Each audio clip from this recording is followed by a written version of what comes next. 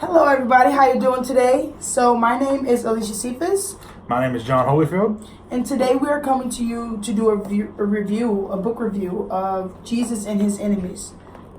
So you can see it's a soft cover book here. It was written by the author Robert R. Beck in 2017, so it's fairly new content.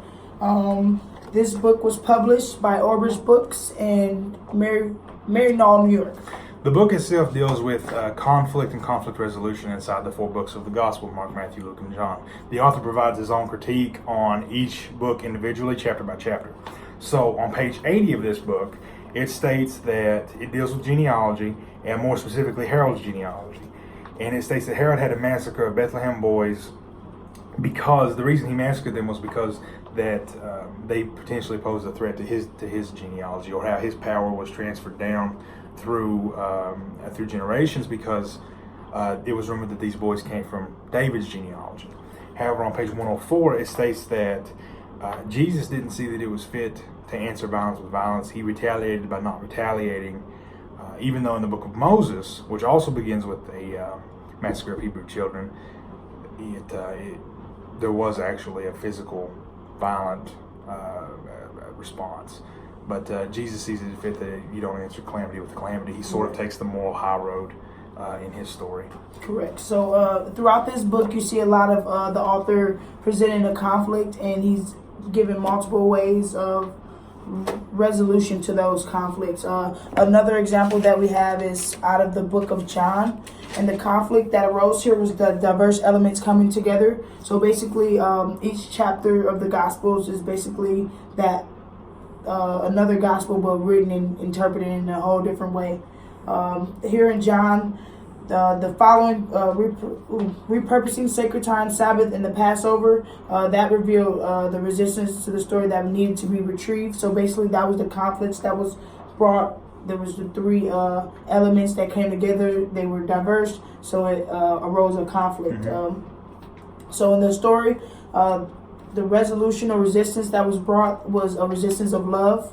The first story of reconciliation, the return of and restoration. So reconciling and restorative justice, basically just bringing in that.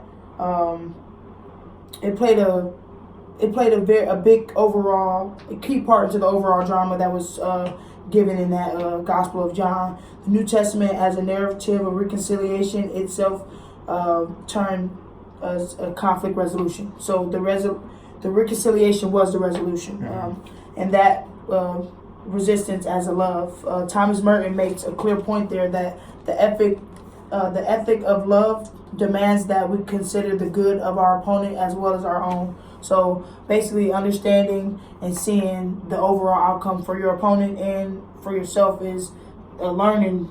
It's a learning possibility to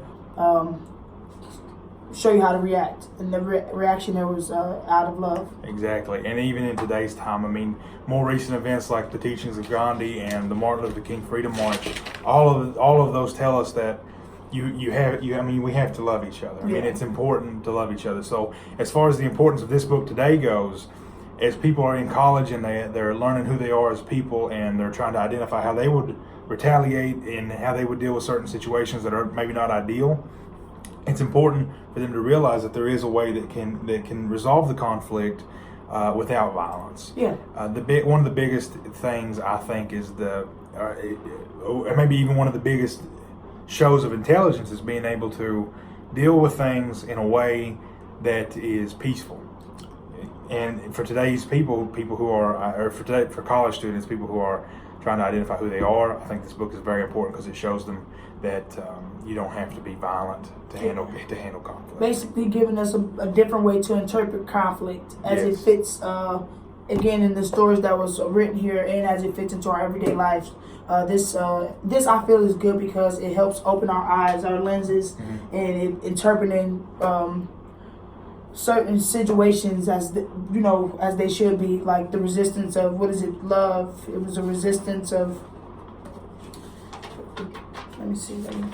So the resistance of as a non-violent action, as a non-retaliation, as a resistance as a lifestyle and out of love. So just basically all this resistance is just they're overall just a great set of just tools and knowledge to like just spread throughout. So this book is really a really good book. I would recommend it to like anybody that's like, even if you're not a religions major or just reading this book, it helps understand the world in a different light.